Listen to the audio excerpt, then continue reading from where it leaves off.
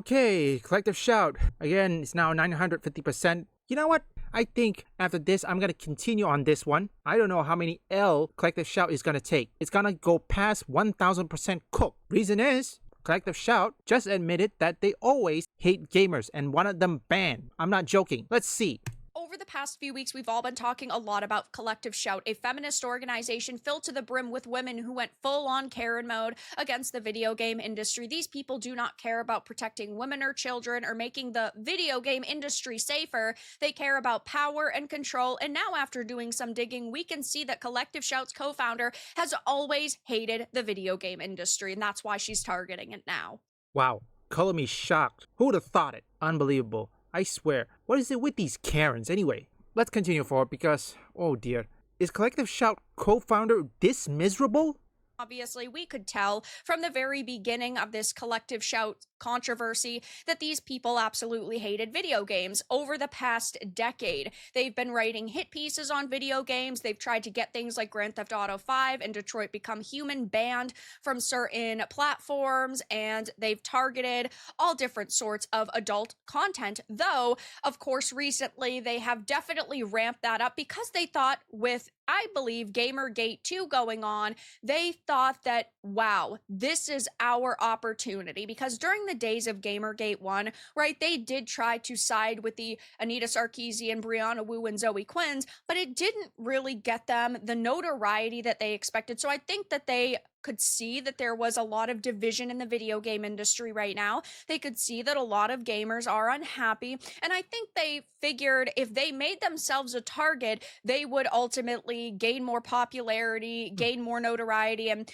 that's definitely happened, just for all of the wrong reasons. They're actually losing followers on social media, which doesn't particularly help them, though now we can see more posts that Melinda Tankard-Rice has made in the past about the video game industry. So that's what happens. They wanted to, I don't know, grift on it. They wanted clout, but then again, when they have negativity, it's like, whoa, whoa, whoa, what's going on? I'm a woman. Melinda, you wanted famous. Well, there you have it. Genius. And the reason why so many individuals are so mad at this organization right now is, of course, because they want to rip our entertainment away from us. And it was never about making the video game industry a safer place for us, because she truly believes that all gamers are like degenerates, right? And all video games are promoting violence against women and girls, and they're just disgusting. It's been debunked. Also, Melinda Tankard, yippee-ki-yay, mofo. I think I heard rains, okay? But you know what? If it is raining outside, you can hear it, and you know what? I'm keeping it. Consider it a theme, folks. What we're about to talk about is presenting the theme. This is a disgusting hobby, which isn't particularly surprising. So Haley Era had did some digging on Collective Shout's founder, Melinda Tankard. Turns out she doesn't just hate sexy characters, she straight up hates video games. She claims video games cause violence, arousal addiction, and turns kids into drugged up gamblers like... Okay, first off, you guys have two choices, okay? You want your kids to either play games or do crime things, like do drugs, whatever it is. Right now, what is the crime rate when video games were around? Did the crime rates go up or go down? Because you have to choose which is much better for your kids. Either crime or video game. That's the thing you have to know. Did make a few posts and share some screenshots of Melinda saying video games emphasize sensory, immediate world, not cognitive, thoughtful world, lack of consequences, Greenfield. You'd think that she could form a couple coherent sentences there. Children who love video games have brains like gamblers. Releases chemicals, same as in drugs, addiction, Greenfield. Now, I did decide to go to her social media and view some of her other posts on video games, and yeah, they're pretty freaking bad. She even says video games, violent music, violent porn linked to domestic violence. Now, is there actually any links to any of these claims she's making? None at all whatsoever. She basically is alluding to video games causing violence in the real world, video games and sexy characters turning boys into porn brain rotted sickos. So let me get this straight. When I was in preschool, I played mature rated games, so that means I'm a sicko? Oh, wait a minute. I'm not. I'm still here. Seriously, Melinda? You said it yourself. Violence in video games made this. So, in your logic, I should be happening too. I'm still here, Melinda Tankard. Of course, none of these claims are consistently scientifically backed up. Sure, occasionally we will see maybe a study once a year saying, well, technically in isolated cases, right, in these isolated studies, we've found that yes, there were boys with violent tendencies. That very rarely happens. Okay, I'm sure that you could find a couple of studies online that say that, but there are significantly more that point to video games being good. I have some here that are newer, some here that are older. Here's one from 2020. Playing video games doesn't lead to violent behavior, study shows. Video games do not lead to violence or aggression, according to a reanalysis of data gathered from more than 21,000 young people across the world. The researchers re-examined 28 studies from previous years that looked at the link between aggressive behavior and video gaming, a method known as meta-analysis. So we're talking about 28 studies in one here. And the new report published in the journal Royal Society Open Science on Wednesday found that when bundled together, the studies showed a statistically significant but minuscule positive correlation between gaming and aggression below the threshold required to count as even a small effect. Thus, current research is unable to support the hypothesis that violent video games have a meaningful long-term predictive impact on youth aggression. Why do we use Melinda Tankard's logic? She says children who play video games are like drug addicts or gamblers. I played House of the Dead when I was in preschool and also Resident Evil 4 when I was 12 or 13. So by her logic, I should be, I don't know, addicted to drugs or gambler? Still here, still breathing. A banger of an article. Here's another one. Blame game. Violent video games do not cause violence. This was only from last year. Am I shocked to hear this? Absolutely not, because we already know that this is the truth. We already know that violent video games do not cause an epidemic of violence in the real world. And sure, there are some individual cases where somebody will do something absolutely disgusting and then say, I was a Call of Duty player, but that is not on a consistent basis. Video games can have a positive impact on children if they are designed right, says a new study. Here's one from 2022. Video games could actually be good for kids' brains, study finds. Oh, here's another one.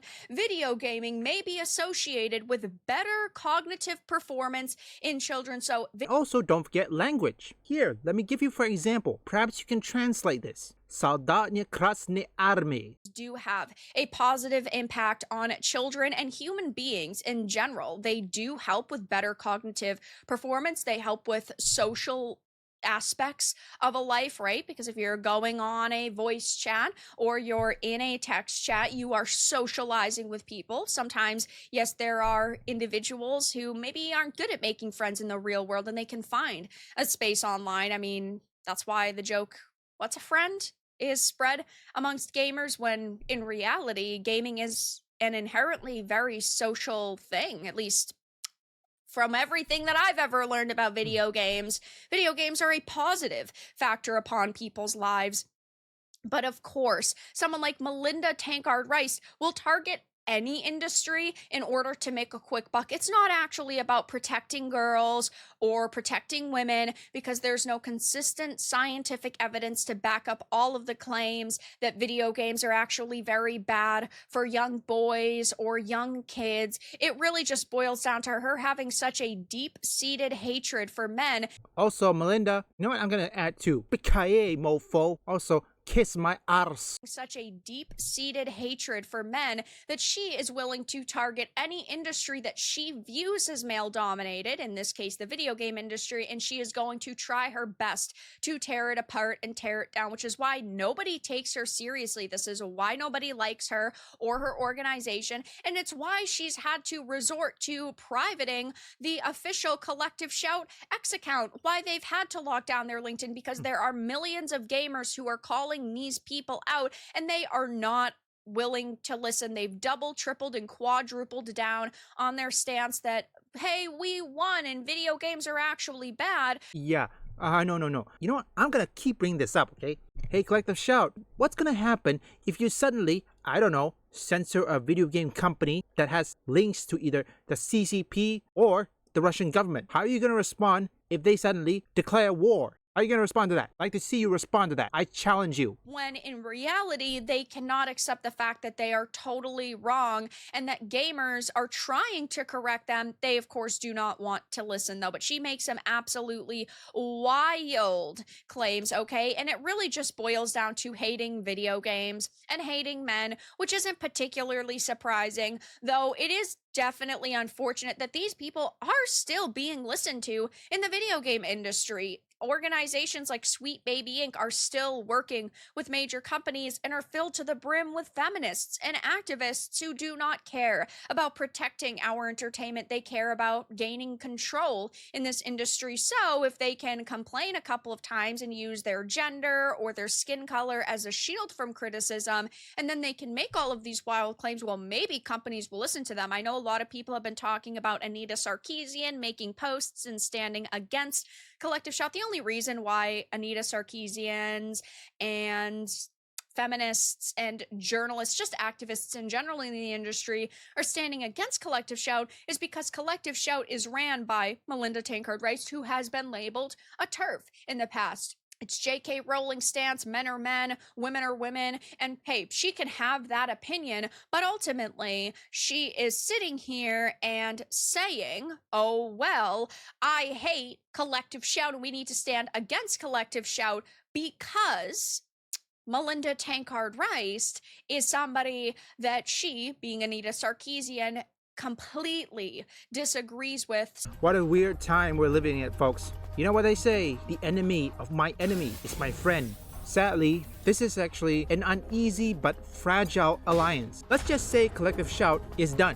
Or in this case, Collective Shout is buried or dismantled. What will happen afterward? Will these woke journalists continue to attack gamers, downplay Eastern video games, or indie video games, or even AA games? What's gonna happen after that? Don't forget one thing, we haven't heard anything from Neil Druckmann. Remember, Neil Druckmann always fantasized Anita Sarkeesian's book. Guess what? If Anita Sarkeesian is going against this, then Neil Druckmann is also doing it. How come we haven't heard anything from him? So I had to say, keep up the pressure. Collective Shout is not going to stop, and by the time I make my 3,000% cook, they're probably going to keep on going, or perhaps they'll be kaput. Nobody really knows. Keep up the pressure. It may be an uneasy and fragile alliance, but well, at least we need all the help we can get. This is... It's a place to honor the dead. They're still waiting for the salvation Mother Sphere promised them. There. I want to send the memories left here to Mother Sphere. That's where they belong. I'll help. Me too. Thank you, both of you. Leave a like and subscribe if you want gaming news, gaming theories, or you just want to see me play games. Visit my first, third, and fourth channel up here or link in the description.